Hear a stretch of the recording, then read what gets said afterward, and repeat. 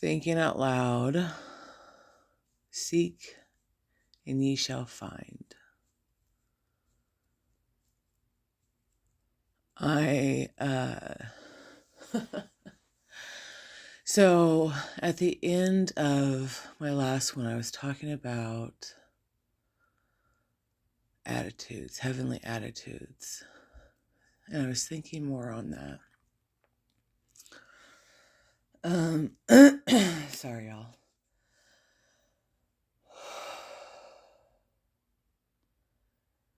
How much chaos do you think is in heaven? Like, how many people are sad or depressed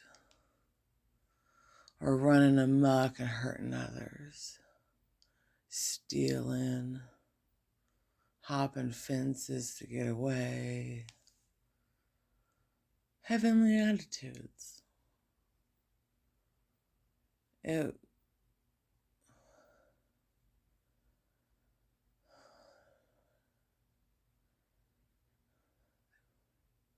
There will be done on earth as it is in heaven.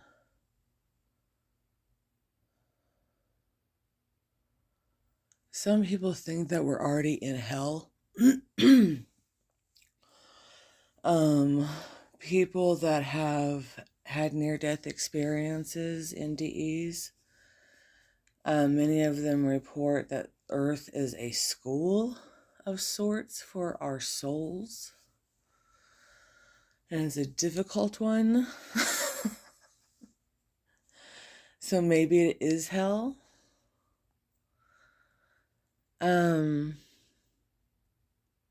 Seek and they shall find came to me. I got to be part of a sound immersion float. So it was in an indoor pool, not heated. That would have helped been nice. Okay. A little nippy. But they gave us little floating hammocks. They're like floating on either end for like a neck rest and a knee rest, and it's like a net in between.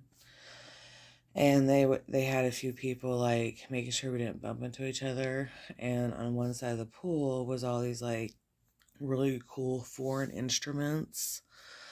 I don't remember the name, but I know it's from Australia. It's a whoa, whoa, whoa, you know. And then they had other things like chimes and gongs and something that was making the sound of the wind or the ocean wave. That was really cool. So we're just floating, and I was like, just, you kind of just think to yourself, I mean, it's not fully relaxing because you're in clothing and, floating around strangers of sorts, and the pool was not heated. It was not, anyway. I'm so glad that I found this. And seek and they shall find. Like I had to seek out. I got online. I was like, well, what is out there? I typed in some, like, I don't know, I think art class or something like that for my town. And that popped up. And the facility popped up, what it had there. And so I went down there, and I'm not allowed to participate in everything, but some of the stuff I am, and this float emergence was one of them. I really dig sound baths. I've had some amazing experiences with sound bath meditations. And I think it was all women. I don't remember seeing a gentleman. So maybe women really like to be harmonized. So anyway, seek and they shall find. And so, like, if we are in hell or a hard earth school, like, we have to seek the good stuff. Because if we don't, it becomes more hell-like. It's like instead of reaching up, your arms have to do something, and so you're going to dig in more and make it more hard. And like, you have to do different. You have to think different. You have to start move different. Seek and they shall find. Look stuff up. Talk to people. Hear stories. Especially from people that have traveled or are older. Like, even if they stay in the same town, their life journey by then will have tales, that could definitely be benefited from.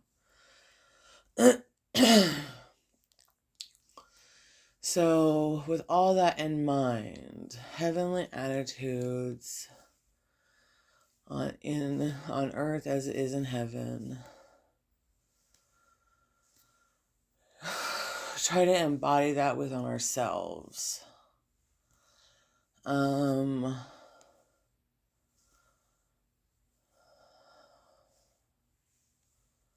It's been kind of hard being human, y'all. Like, I've been thinking a lot about how difficult it's been for me to have a body. Like, my whole life. I remember having very, like, what is this? Contemplation. I heard things from the people around me, and I watched a whole lot of TV, and luckily the TV shows in the 90s were quite educational and factual. And so I was able to kind of grow up in a nice medium of things. And my only holdbacks or reservations have been because of myself and what I've experienced. It hasn't necessarily been the, strict one way or another attitudes. I've kind of always had a nice medium. Okay, good. I don't know how to edit yet, so sorry about all the pauses. Oh, and I'm not going to put comments because I want whoever listens to this to think about things or discard it altogether. It's totally up to you, darling. But if something strikes, share it out in the world, not online. The ripple effect goes both ways. We are the value in the world. We are the vortex of creation. There is no farm without a farmer. So a little while ago, I was sitting and thinking about things in relation to a situation that I'm trying to discern. And it kind of came on me to, if I were to tell myself, instead of talking to this other person, pretend I'm talking to me, all right? What would I tell myself if I were in that situation? Talk to me. And so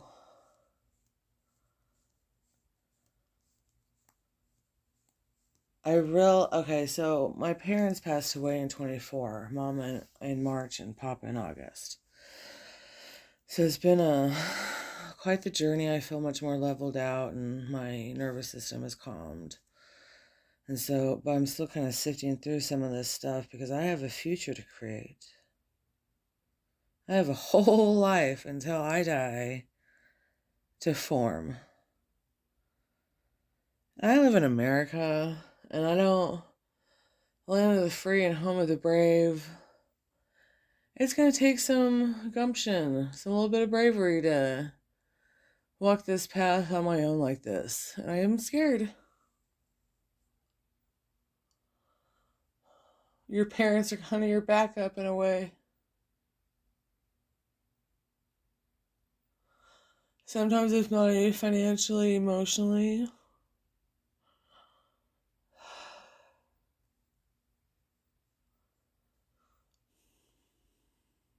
Been thinking about them a lot lately. Last couple days it's been a lot more than usual. But I'm in a really safe space, and I'm very grateful for that. And that means I have a little bit more room to create, to be creative. I don't have to work in strict, um, restriction. So, only for a time being, and then hopefully I can, go forward in my new way, in a way that's I like. But I have to seek this stuff out. See, I'm realizing conditioning. A little while I was thinking, I'm a little loop around there, but talking to that other person in my head, or what would I say to them? I'll say to myself, and it's like trying to put a disc in a VCR. Like, you can't put a DVD in a VCR. It ain't gonna work. It's old equipment and new technology. It's not compatible anymore. And that's what kind of happens with our parents. Like, they're the old, we're the new, and sometimes it's not compatible. And I can't go forward in the ways my dad taught me, because it was so different. It's not compatible. We have leapt into the future of some sorts in a fairly short amount of time. Like, almost every boomer would not know how to work on an engine right now. But if you asked them back in the day, you barely had to know anything to get a car back and going. And I'm just like, that's how I felt. And I've been feeling it. Like, I feel slightly unequipped. Not unequipped. I don't feel unequipped. I feel unimaginative. Like, I've always been a creative person, and I keep coming into like, whoa, I wouldn't know how to do that. And like, I've been around a lot of people that didn't even know how to do some pretty basic stuff. And I'm wanting to go into an arena, and I'm just like, I can do this, which makes me adjacent to you, but I'm like, I don't even know if I want that level of responsibility, to be honest. But I'm like, I would not know how to replicate some of this stuff. I would never be able to do it on my own. And that even goes down to purchasing, because I was taught by a boomer, and it was true when I was growing up. Like, if we couldn't afford to buy it, it was cheaper to make it a lot of times, or something, similar to it. You didn't have to have too much craftsmanship, but you had to have the tools for it. That's definitely. But it's just not going to work. I no.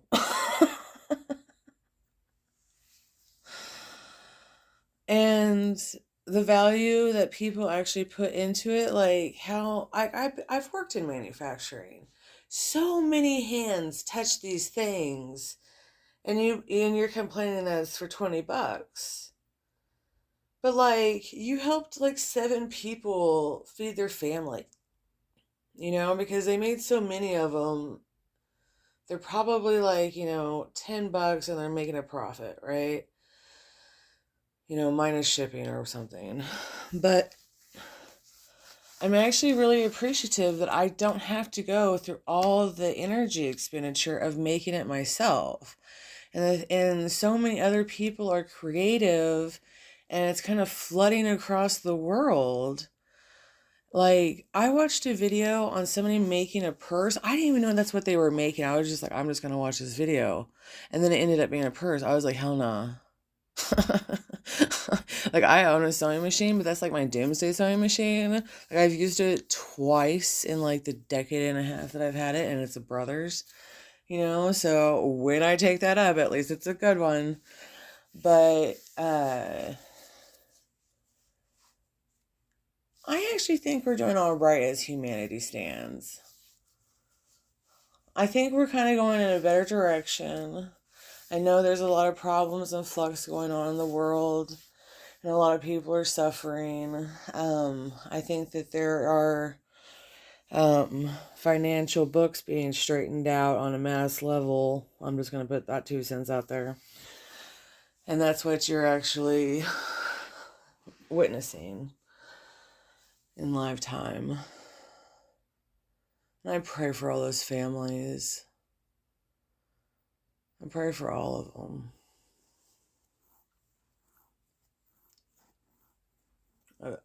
I've had to stand in those lines.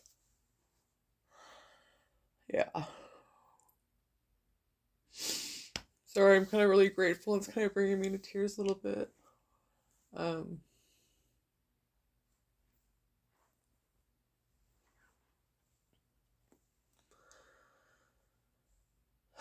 I've been learning a little bit about manifestation, or listening to stuff about manifestation and consciousness, and I think it's a huge, I don't think we can get to any form of consciousness unless we have emotional maturity. This thing we call codependency is pretty pervasive. And it's a real easy to understand.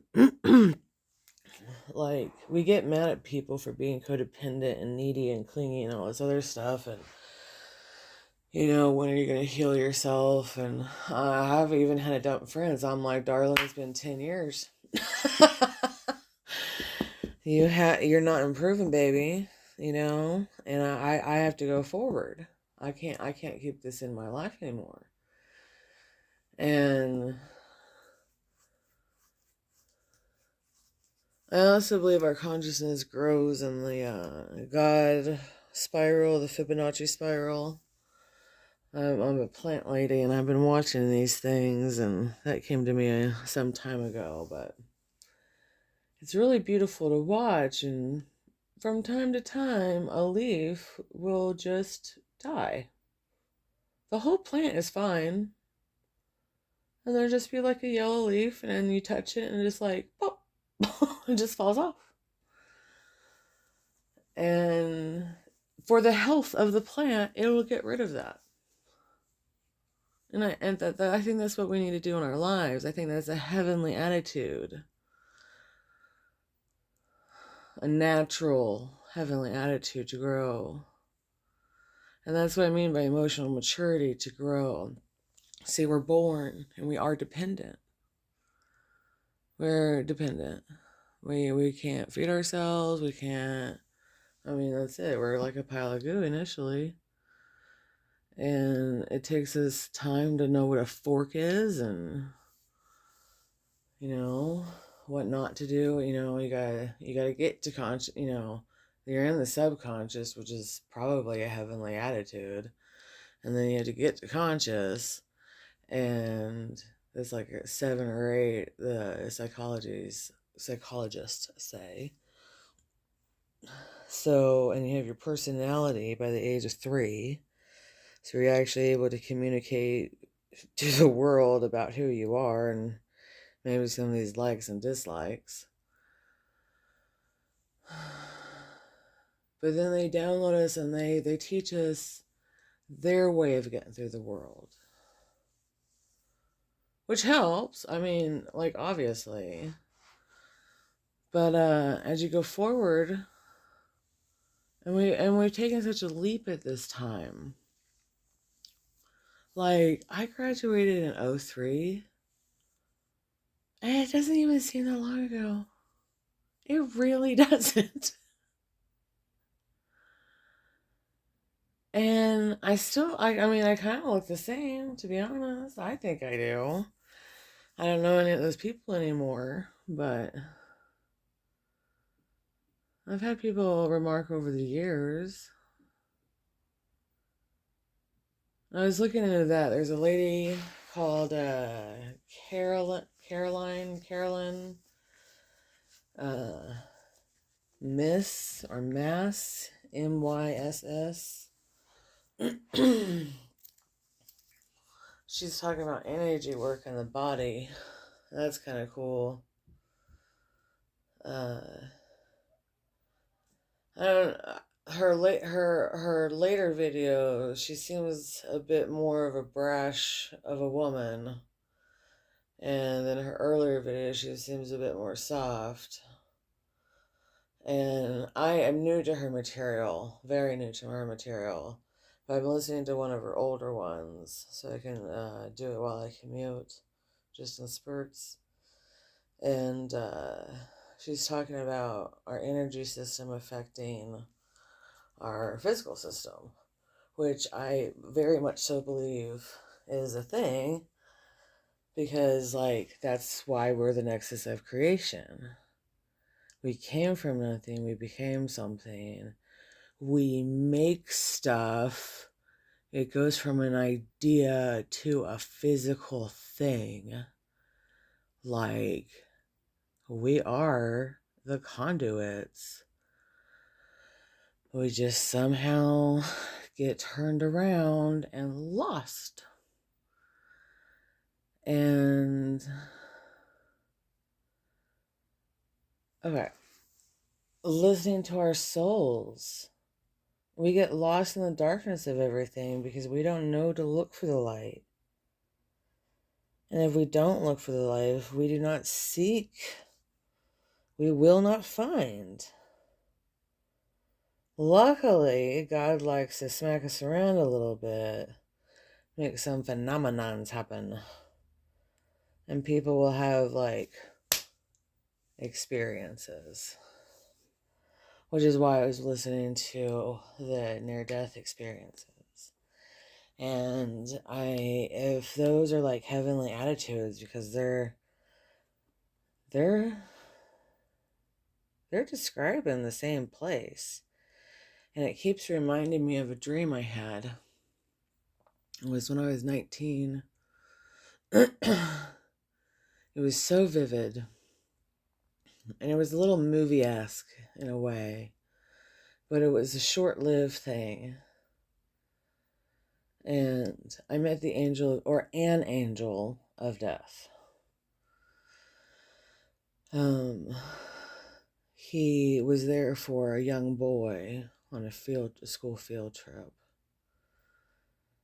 And he ended up saving my life in the dream because I was about to step on a stair that was gonna break. So it was like he saved my life, and I encountered him in like this church attic. I'm not gonna describe the whole dream right now. And I remember feeling as if I were in love with him. And I was like, the only words he said to me was, watch your step. And I'm looking at him, and like, he's a good looking guy, yeah. But like, I mean, it wouldn't be GQ. I'm just gonna put that out there. He was like, an 8. He was a good looking guy. He was dressed in black, short black t-shirt, black jeans, and his hair was shoulder length, and he tucked one behind his ears. And he didn't wear shoes. He said he hated wearing shoes when he was alive, so he didn't do it when he was dead. And it was telepathic communication. I was like, why do I feel like I'm in love with you? And he's like, that's kind of what heaven feels like. You're just engulfed in joy, and it arouses everything. And I was like, wow.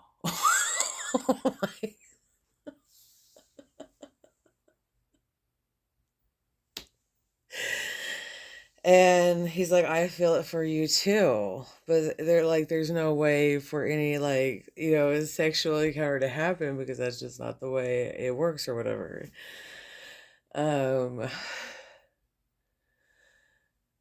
And he asked me, he's like, do you want to see what I do?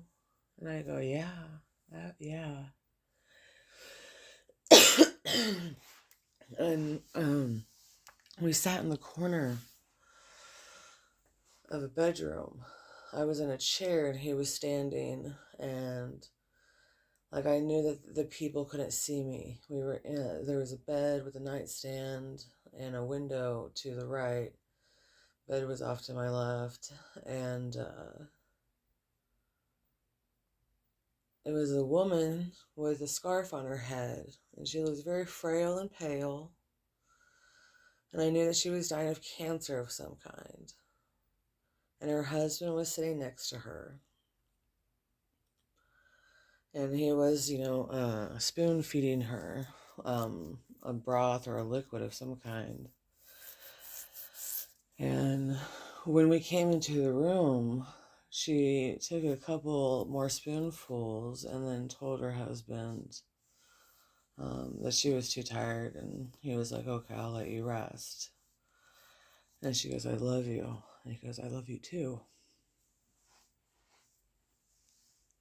As he left the room. Sorry, I'm kind of back in the dream. It was very vivid. It's like, it's a real memory. um,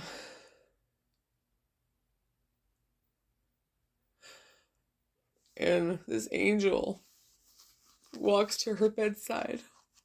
And all she does is lift her hand to him, to just a normal greeting. And he goes, are you ready? And she was like, yes.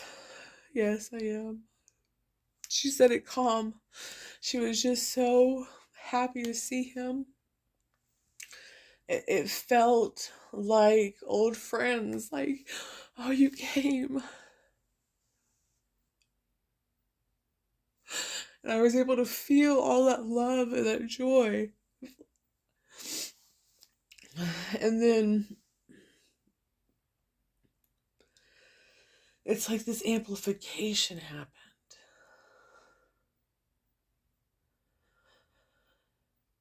And she smiled. And they just...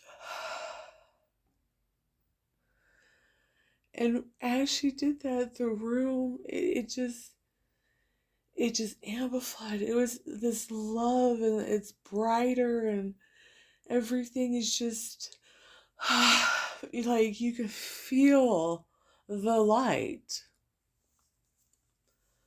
and you want to stay in it. And I remember, like, it's hard for me to remember that like fully now, but I remember being able to hold on to that actual feeling for like 10 years afterwards.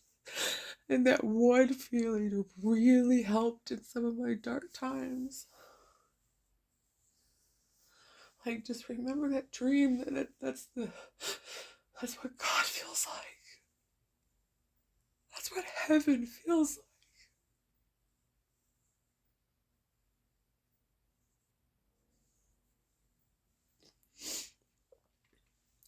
I was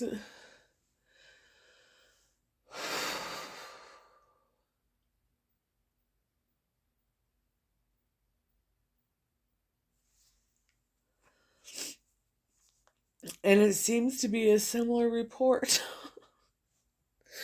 from the people who have actually, flatlined and came back. And even they report having so many more trials in their life.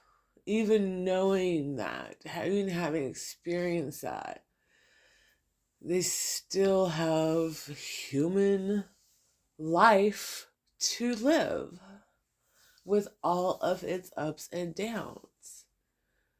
So the idea of school being a really hard earth, I think, is a fair layman description.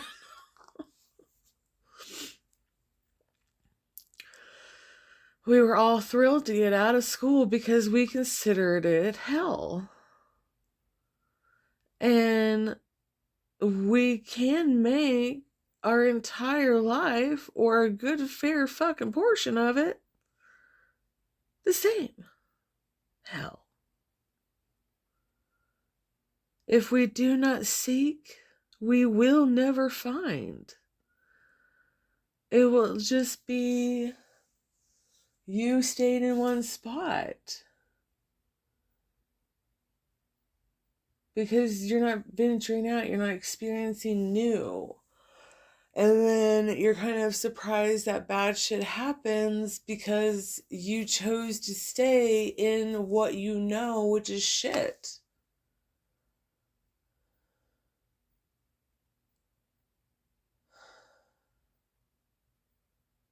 And I've done this to myself. I see this clearly. Or clearer.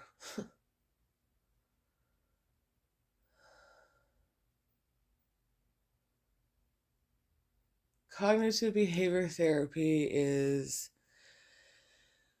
think different things, do differently. You can also do differently to think different things.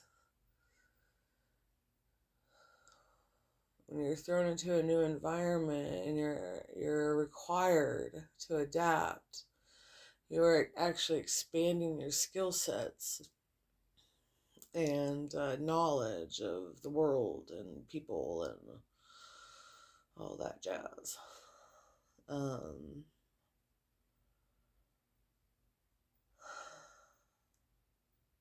I feel pretty confident in my capability. Like the skills I have learned, I could totally use to my benefit. And it's really like if I don't, that's really because of nobody else.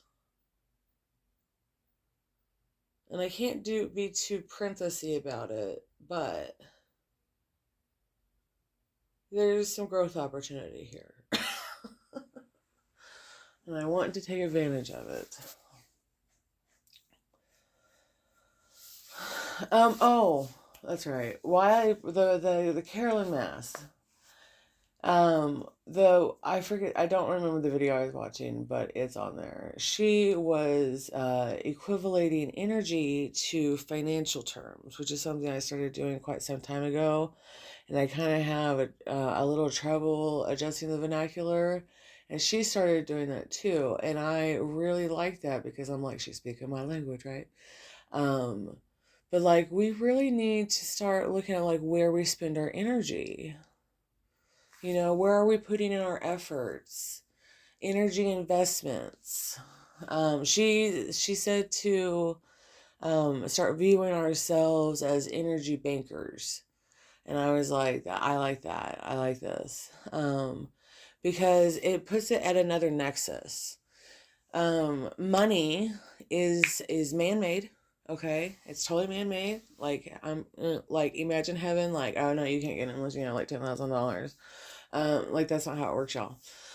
Um, so it's totally man-made, and it's really no different than a hammer. Money and a hammer can either, build a happy life in a home, you know, or it can destroy. You can kill with it. You can degrade and make it ruins. Okay.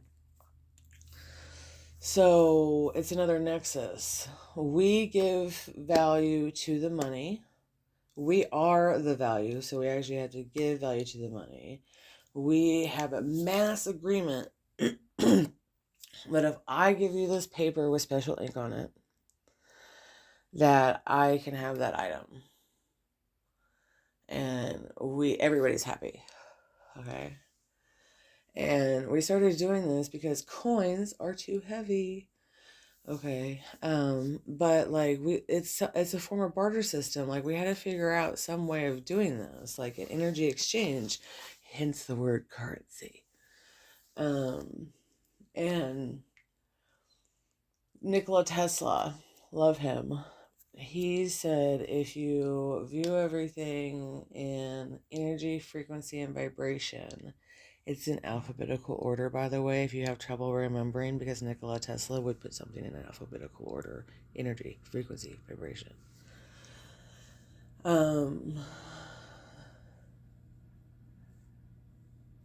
It's making a nothing into something. The same way that we are nothing into something and we create nothing into something. And we have an exchange of something into something. Ooh, I'm starting to see like this rope kind of thing. This is leading somewhere.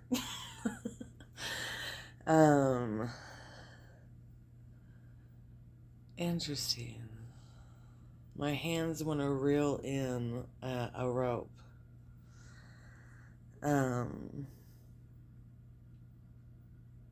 But creativity. Like, I've always kind of been the person that with all the good ideas, right? Like, I do have good ideas. Like honestly, I do have good ideas. But there's all these other ideas, you know, like there's a lot more. There's like a whole lot more out in the world because there's all these people out in the world and that all of them have ideas. And they all do a different little recipe of those ideas. And that's something that's been put on me too, is energy recipes. And like that totally makes the cake on a lot of stuff because like imagine like you're going to throw a dinner party, right? And you're deciding on who to invite. Well, you know, if you invite so and so, it's going to change the vibe one way or another. You know what I mean? Good or bad. Like, oh yeah, if I want it to be like a lively party, I'll invite so and so, right? Or oh, I'm not going to invite whomever because they're going to bring it down. Energy recipe, and that's really all this stuff is. Okay, so I'm thinking. Okay, so they're all saying that consciousness, okay, is God. And that requires, in my view, emotional maturity because you got to get it out of your feels. See, you got to start looking at this a little bit different. You got to start feeling different about these things. Well, cognitive behavior therapy there. You got to process it different. You do different to think different, or think different to do different. Works both ways. And the reticular activating system as well is what we give meaning to. If you're looking for a new car, you start fancying one and you start seeing that car everywhere and you're like, oh, well, then it's meant for me. I'm going to go buy one. Maybe it's because you were looking at the catalog and you liked it. Which is not a bad. See, that's also, do you see how that, like, it helped you manifest? Like, we have options and all these ideas because there's, like, all these colors, there's all these models, all this other stuff, right? So if you really think about it, we can make hell on earth, and that's kind of where we launch from. And if we seek, we shall find with all these other ideas, we'll actually come up with an energy recipe for ourselves. After we get off of somebody else's design, we have to be on our design, okay? Because it's like our energy signature, our particular soul body, right? Like body, tangible, your soul with a body, all right? You are nothing and something all at once. All right. You are a nexus of creation. You have both sides. Yeah. So it cycles and rotates and all this other stuff. And because we're currency and energy, frequency and vibration, we might be able to do a little bit more than we think. Which I've always had this thought because I'm into new thought literature, which I highly recommend. So roughly 100 years ago in the early 1900s, majority is 1920s and early 1930s, the printing press became more accessible, and that widened communication because now there were more ideas being spread. It was just like a knowledge wildfire, right? Kind of like our internet now. Like it just created a net of an ether of thought. Okay, a net, and the 100 monkey thing. If 100 monkeys learn how to do something somewhere else in the world, another 101 monkey gets the idea. Which is actually has been recently proven in history because people have come up with the same ideas on the same day because they have to date of conception on record. And it may not be the exact same modeling, but it's definitely kind of solving the same problem. And they thought about it on the same day in different countries. Yeah. So we are connected. There is an ether of thought. There is a consciousness. And somehow we can work with that. Yeah. We have to come up with an energy recipe with our own vibrations to bring it forward or bring it in. Since my hands wanted to do a rope pulling, it's in steps of sorts. And the other night I got this little bit of a vision. So a simple form of it would be if you run a faucet sink into a cauldron and you saw all of the bottom of the cauldron, and it spreads out into like multiple streams. So it's like one stream and then it hits a point and then it's like, whoa. That's what it is all about. And I think that's how consciousness helps expand, and the emotional maturity is understanding the new vibrations of these expansions of ideas. Because, like, I am of the mindset that if you giggle while talking about sex, you might not, you shouldn't be having it. Like there's jokes, sure, but like if you're like giggly nervous to talk about sex, baby, you shouldn't be doing it. You are not ready for the emotional impact of that human experience. And a lot of things go for that. You know, they have the fake it till you make it stuff, and like I guess whatever. And then people have imposter syndromes because they feel insecure about things. Yeah, okay. This is a lot of thought. I hope you guys enjoyed it. I am so sorry as this is so long, but yeah, I gotta cut it off sometime. Love y'all. Spread the word.